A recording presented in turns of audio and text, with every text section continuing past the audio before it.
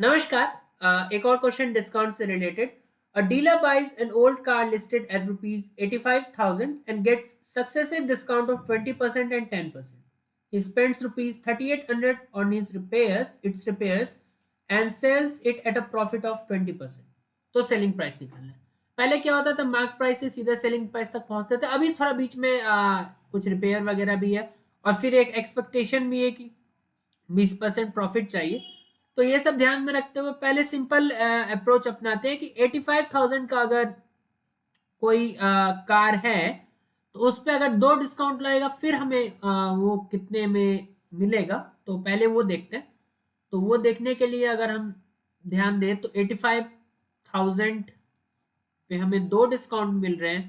पहले डिस्काउंट के बाद कितने में मिलेगा, विल बी 80% ऑफ दिस, और दूसरे डिस्काउंट के बाद उसका भी फर्दर 90%।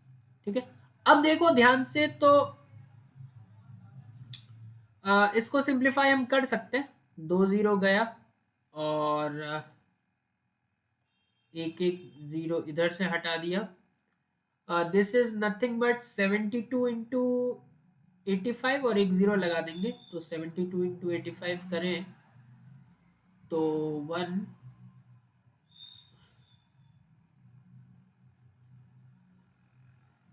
16120 और एक इसमें एक्स्ट्रा जीरो लगा दें।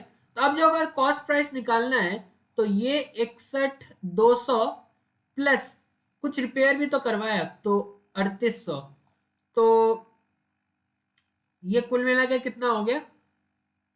इसके बाद 4,000 है ना, तो 65,000। अब हमें चाहिए 20% का प्रॉफिट। हमें सीपी गिवन है। अब क्वेश्चन फिर से स्टार्ट करते हैं। सीपी गिवन है, 20% का प्रॉफिट चाहिए, तो एसपी क्या होगा, सिंपल है।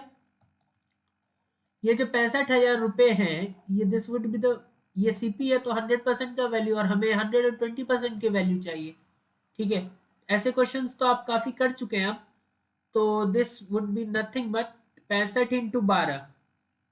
ठीक है, तो 650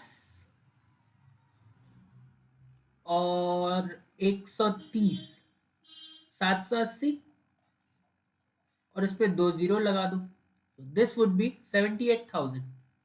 ठीक है, तो ध्यान दे, पहले तो डिस्काउंट था, फिर हमने अपने तरफ से लगाया, ये दोनों मिला के सीपी हुए, क्योंकि कॉस्ट का प्राइस अब हम इसको मान के चलेंगे और इस पे अगर 120% चाहिए तो ये 100% का वैल्यू 120% के लिए ही है। ठीक है,